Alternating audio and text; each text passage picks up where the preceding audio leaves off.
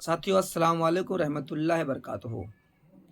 जैसा कि आप सभी को मालूम हो गया होगा या कुछ साथियों को नहीं मालूम होगा, कल 21 तारीख को सुप्रीम कोर्ट में सुनवाई थी। सुनवाई के दौरान बहुत सारी दलीलें अदालत में पेश की गईं। जो रिट जमात उलमा हिंद के द्वारा डाला गया था, उसी पे सुनवाई होना था मदरसों को लेकर। तो सुप्रीम कोर्ट की जो बेंच थी उस पे रोक लगा दिया। साथियों, बहुत बड़ी खबर है कि हमारे मदरसे चलते रहेंगे और उन्हें कोई नुकसान नहीं होगा। जो सरकार के द्वारा सहयोग दिया जा रहा था वो सहयोग मिलता रहेगा। साथियों, ये हमारी बहुत बड़ी कामयाबी है, क्योंकि अगर मदरसे बचे रहेंगे तभी हम बचेंगे।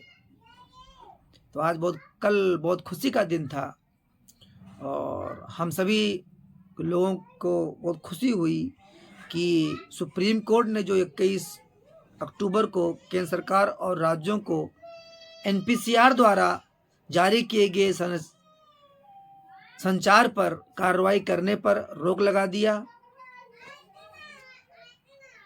जिसमें जो बेंच सुनवाई कर रही थी उस बेंच में chief justice of India DY चंचूड़ एवं जस्टिस JB पारदीवाला और जस्टिस मनोज मिश्रा की बेंच सुनवाई कर रही थी। उन्होंने सारी दलीलें सुनी जो वकील मुस्लिम संगठनों के द्वारा, मौलवियों के द्वारा किए गए थे। वो अपनी दलीलें पेश कर रहे थे और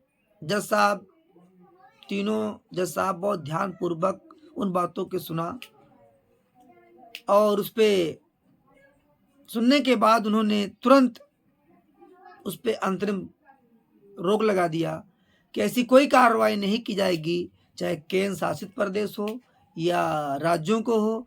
जो मदरसे जिस प्रकार चल रहे थे वो मदरसे उसी प्रकार चलते रहेंगे।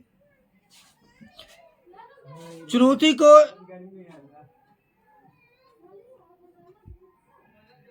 जो जमात उलमा हिंद ने जो चुनौतियां दी थी उस पे वो कारगर उतरे और उनकी जीत हो गई। बहुत बड़ी खबर निकल कर आई कि हम सभी के मदरसे आबाद रहेंगे, सरकार अपना योगदान देती रहेगी। साथियों, ज़रूरत है हमें भी मेहनत करने की। इसी प्रकार हमारे संगठनों को भी ज़रूरत है मेहनत करने की। आप देख लीजिए, कई राज्यों ने वेतन देने का वादा कर दिया, कई राज्यों ने प्रस्ताव भी पास कर दिया। हमारे संगठन सोए हुए हैं। इलाहाबाद में जो हम लोगों का केस चल रहा था उस केस पर भी अब कोई ध्यान नहीं दे रहा है। धीरे धीरे वो भी कचरे के डब्बे में चला जाएगा।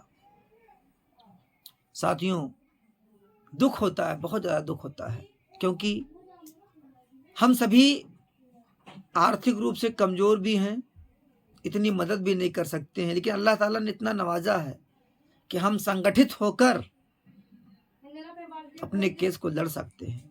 लेकिन इन शिक्षकों को संगठित करेगा कौन? जो नोचने में ही लगा हुआ है, जो खाने में ही लगा हुआ है, जिसको दे दो पैसा वही गबन करके बैठ जाता है। जब से संगठन बढ़ते चले गए, उधर संगठन बढ़ते चले गए, उधर हमारी एकता भंग होती चली गई, हमारी मजबूती खत्म होती चली गई। आज आप देख लिए एडेड मदरसों वालों को, सब लोगों ने संगठित होकर कानूनी तरीके से अपनी लड़ाई लड़ी और उसमें उनको कामयाबी हासिल मिली। इसी प्रकार हमारे भी संगठनों को सोचना चाहिए।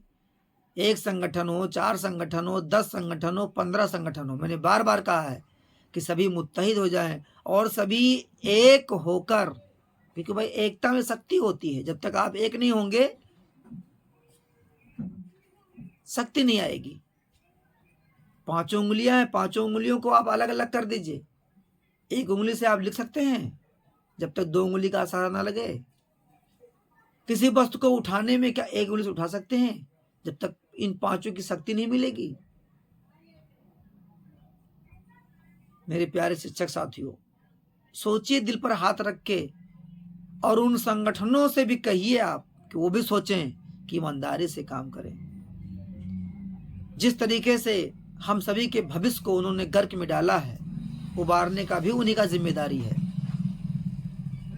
आज जहां देखो जितने भी संगठन हैं, 1-2 को छोड़कर सब खामोश बैठे हैं। जैसे कोई न्यूज निकल कर अभी आ जाए कि भाई यूपी सरकार ने तो मदरसों को वेतन देने का ऐलान कर दिया, फिर देखो जखीरा लाइन लग जाएगा, मैंने ये कराया था, मैंने वो कराया था, मैंने फलाना, मैंने ढिमाका। सब लोग उसका क्रेडिट लेने के लिए तैयार हो जाएंगे। अरे भाई मैंने बहुत पहले लेटर, सबका लेटर जारी हो जाएगा, मैंने बहुत पहले इसको कहा था, मैंने ये कहा था, मैंने वो गिराया था, मैंने ये मारा था, मैंने फला अधिकारी से मिला, मैंने फला नेता से मिला। जब तक हालात गर्दिश में हैं, कोई नजर नहीं आ रहा साथियों। हमें आपको सोचना चाहिए, हम शिक्षित हैं, ऐसे वर्ग से आते हैं जो एक अंधकार से लोगों को निकालकर हम रोशनी की तरफ लेकर जाते हैं।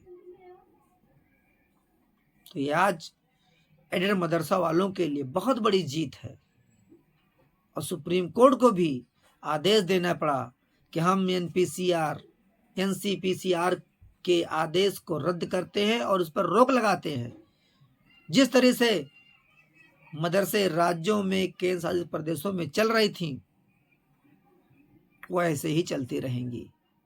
उस पर कोई आदेश लागू नहीं हुआ। कितने आदेश लागू के यूडाइस को लेकर 2007 में भी सूचना आई थी मदरसों को जांच को लेकर।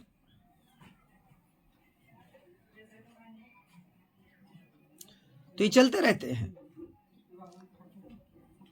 जरूरत है हमें आपको मुत्तहिद होने की। जब तक हम एक नहीं होंगे, जब तक हम बटे रहेंगे, कटते रहेंगे, मरे रहेंगे। साथियों, अस्सलाम वालेकुम रहमतुल्लाहि व बरकातुहू।